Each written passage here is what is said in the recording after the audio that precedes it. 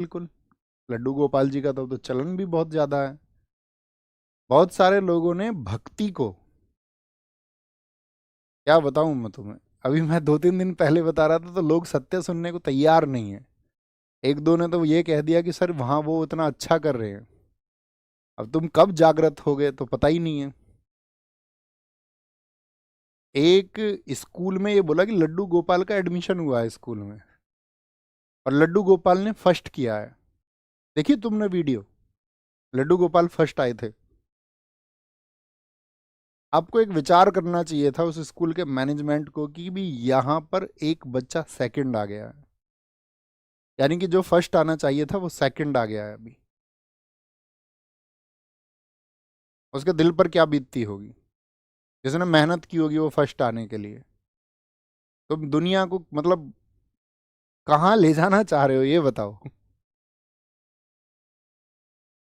आप बताओ, आप उस क्लास में होते, आप मेहनत करते, और मतलब कोई आ भी जाए, चलो आपकी जगह कोई और आ जाए, आपको लगे कि ज्यादा मेहनत की होगी, लेकिन बगैर मेहनत किए किसी को प्रथम स्थान आप दे दें। तो आजकल क्या है कि मतलब भक्ति का जो मार्ग होना चाहिए था, भक्ति का मार्ग का मतलब है कि ब्रह्म की प्राप्ति का मार्ग, यही तो भक्ति है, कि आप उस परमात्मा को प्राप्त करना चाहते हो।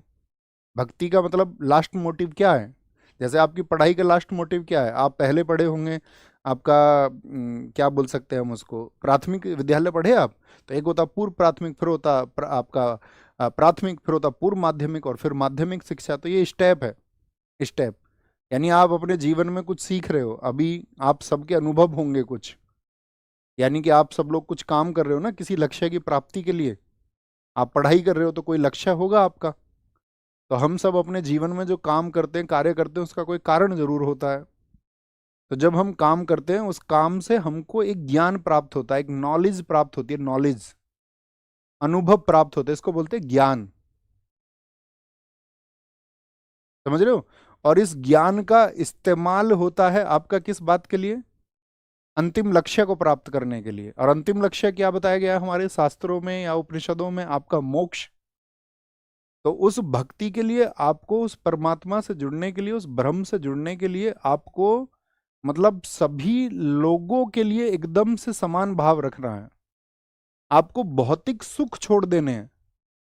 और अगर यदि आप भौतिक सुख नहीं छोड़ पा रहे हैं, आप सांसारिक सुख नहीं छोड़ पा रहे हैं, तो आप सिर्फ और सिर्फ एक पाखंड कर रहे हैं।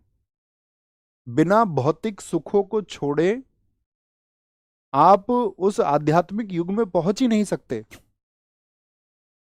बीच के मार्ग बताने वाले बहुत सारे लोग आएंगे। समझ रहे हैं आप? मृत्युनोपनिषद पढ़िए आप एक बार। जब मतलब वहां पर वर्णन है ऋषि साक्यानन का कि कैसे प्राप्त करोगे आप ब्रह्म को। तो ब्रह्म सर्वोच्च सत्ता है।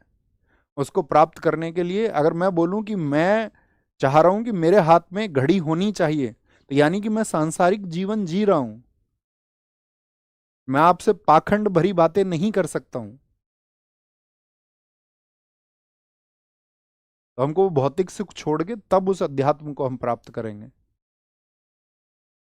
तो इसीलिए जरूरी है कि अब आप सोच रहे हो नहीं जी मैं तो अपनी उसमें गाड़ी में बैठा के ले जा रहे हैं हम तो किसी को, जो श्रद्धेय हैं, जो पूजा योग्य हैं। तो यानी आपका ध्यान गाड़ी पर भी है ना?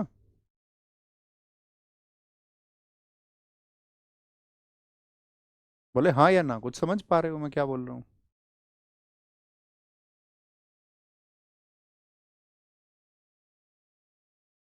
सिया राम सम जग मानी, यानी भगवान जो सीता और राम हैं उनको या उनके जैसा आपको उस जग को मानना पड़ेगा। हर एक जीव से आपको प्यार करना होगा, हर एक जीव आपके लिए बराबर होना चाहिए, अन्यथा आप किसी और मार्ग पर हैं। थोड़ा कहना ज्यादा समझना।